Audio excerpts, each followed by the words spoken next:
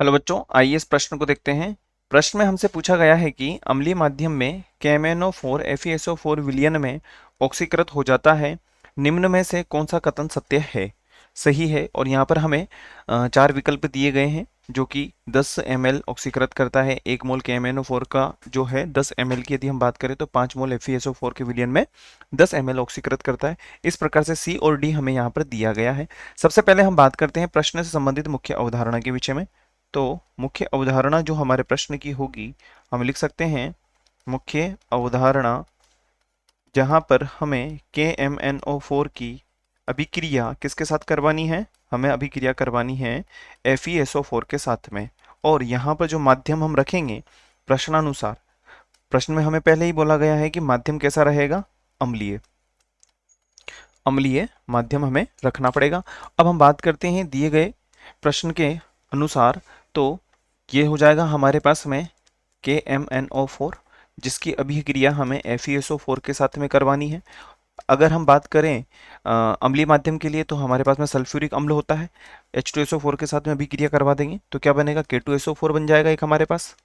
साथ ही साथ अगर हम बात करें तो MnSO4 बन जाएगा, MnSO4।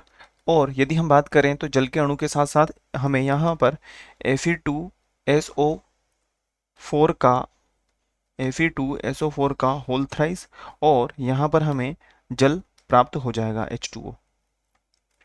अब यहाँ पर हम बात करते हैं कि प्रश्न में दी गई जो हमें अभिक्रिया है इसको हमें संतुलित करना होगा। संतुलित करने के लिए यहाँ पर हमें 2 लिखना है, यहाँ हमारे पास में 10 हो जाएगा।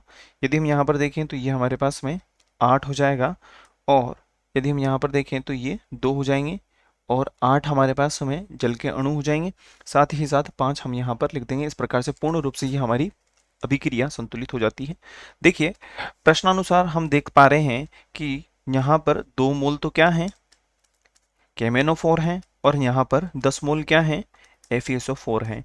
क्योंकि मूल्यांकन हमें जो करना है वो किसका करना है, KMnO4 और FeSO4 का ही करना है।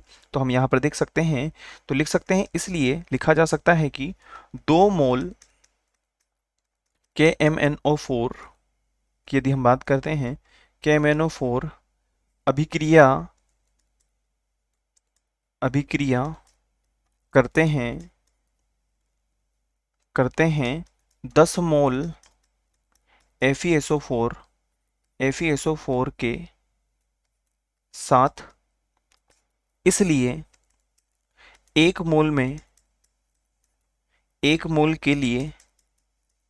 मोल के लिए आवश्यकता जो होगी, आवश्यकता हम क्या करेंगे, 10 में 2 का भाग लगा देंगे, और 5 बार जाएगा तो 5 मोल क्या निकल करके आ जाएंगे, FeSO4 निकल करके आ जाएगा। अब दिए गए विकल्पों में से एक बार हम देख लेते हैं। देखिए, पहला दिया है हमें 10 ml ऑक्सीकृत होगा, जो कि पूर्ण रूप से गलत है। जो बी विकल्प दिया है 1 मोल KMnO4, सही बात है, 1 मोल ही है। और यदि हम देखें यहाँ पर तो 1 मोल जो है 10 ml 5 मोल FeSO4, पूर्ण रूप से यही हमारा विकल्प होगा। विकल्प सी भी नहीं होगा, विकल्प डी भी नहीं होगा, क्योंकि हम देख पा रहे हैं कि 1 मोल से 5 मोल हमें क्या मिल पा रहे हैं, KMnO4 से FeSO4 मिल पा रहे हैं। अतः हम कह सकते हैं, अतः विकल्प बी हमारा सही एवं वांछित उत्तर होगा। आशा है आप इसे अच्छी तरह समझ गए होंगे। धन्यवाद।